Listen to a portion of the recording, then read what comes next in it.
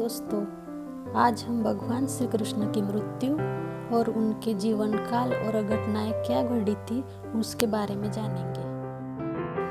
भगवान श्री कृष्ण भारतीय संस्कृति और धर्म के सबसे प्रमुख और पूजनीय व्यक्तित्वों में से एक है। उनके जीवन का हर पहलू गहरा अर्थ और संदेश लिए हुए है। उनकी मृत्यु के समय उनकी आयु को लेकर अनेक पौराणिक और ऐतिहासिक स्रोतों में से जानकारी मिलती है। श्री कृष्ण की मृत्यु उनके जीवन की अंतिम घटना थी, जिसे उनके लौकिक शरीर का त्याग कहा जाता है। पौराणिक ग्रंथों और महाभारत के अनुसार श्री कृष्ण ने लगभग 125 वर्ष की आयु में अपना शरीर त्याग किया। भगवान कृष्ण का जीवन काल और घटनाएं। भगवान श्री कृष्ण का जन्म द्वापर युग में मथुरा के कंस के कारागार में हुआ था।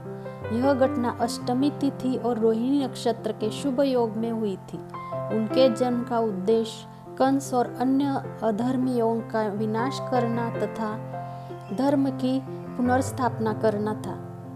बाल्यकाल उनका।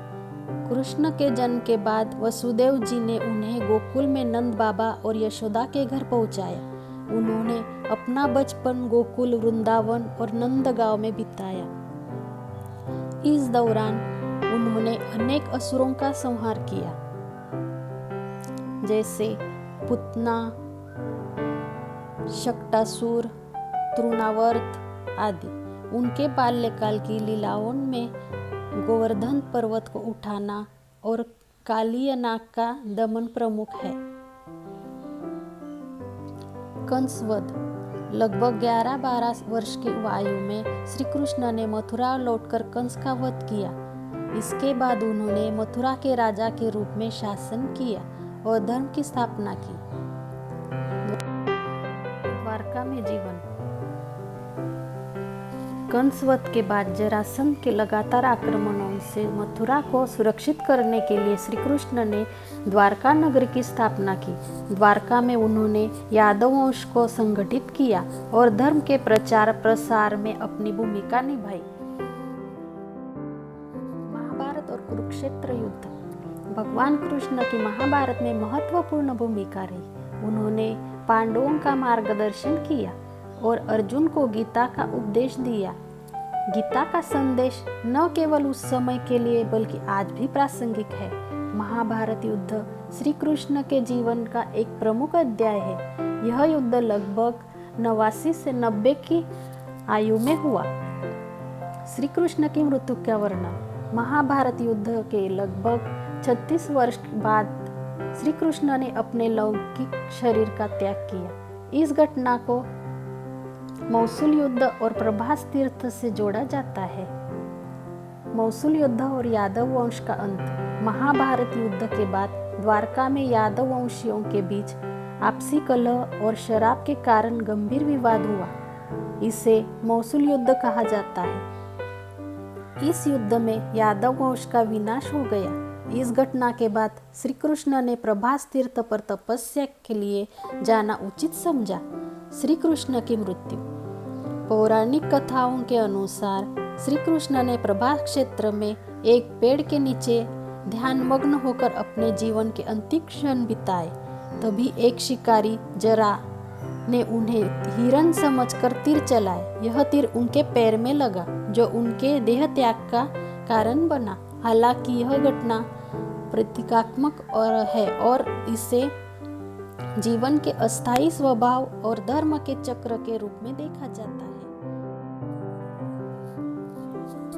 आयु का गणित। श्री कृष्ण का जन्म द्वापर युग के अंत में हुआ था। महाभारत युद्ध में उनकी आयु लगभग 89 से 90 वर्ष थी। महाभारत युद्ध के 36 वर्ष के बाद उन्होंने शरीर त्याग किया। इस प्रकार उनकी मृत्यु के समय उनकी आयु लगभग 125 वर्ष मानी जाती है। श्री कृष्ण की मृत्यु का महत्व। श्री कृष्ण की मृत्यु केवल एक लौकिक घटना नहीं थी, बल्कि इसे धर्म, कर्म और जीवन के चक्र के परिप्रेक्ष्य में देखा जाता है। उनका जीवन और मृत्यु हमें यह सिखाता है कि प्रत्येक व्यक्ति का उद्देश्य धर्म की स्थापना और मानवता की सेवा करना है। मृत्यु के बाद द्वारका का पतन। श्री कृष्ण की मृत्यु के बाद द्वारका नगरी समुद्र के में विलीन हो गई। इसे भी धर्म और प्रकृति के चक्र के रूप में देखा जाता है, जहाँ सब कुछ नश्वर है। भगवान श्री कृष्ण का जीवन और उनकी मृत्यु दोनों ही गहरे आध्यात्मिक अर्थों से भरे हुए हैं। उनकी मृत्यु के समय उनकी आयु 125 वर्ष मानी जाती है। यह घटना हमें यह संदेश देती है कि जीवन और मृत्यु दोनों ही सृष्टि के अटूट सत्य है। श्री कृष्ण का जीवन धर्म, प्रेम और सेवा के प्रतीक है और उनकी मृत्यु हमें जीवन के नश्वर स्वभाव का बोध कराती है। उनकी शिक्षा और लीलाएं आज भी मानवता के लिए प्रेरणा स्रोत है। उनकी मृत्यु को केवल एक घटना के रूप में न देखकर इसे एक शिक्षाप्रद अध्याय के रूप में देखना चाहिए। ये कथा आपको पसंद आई है तो इस वीडियो को लाइक करके ज़्यादा से ज़्यादा शेयर कीजिएगा और हमारे चैनल पर अगर आप नए हैं तो इस चैनल को सब्सक्राइब जरूर कीजिएगा। जय श्री कृष्ण, राधे राधे।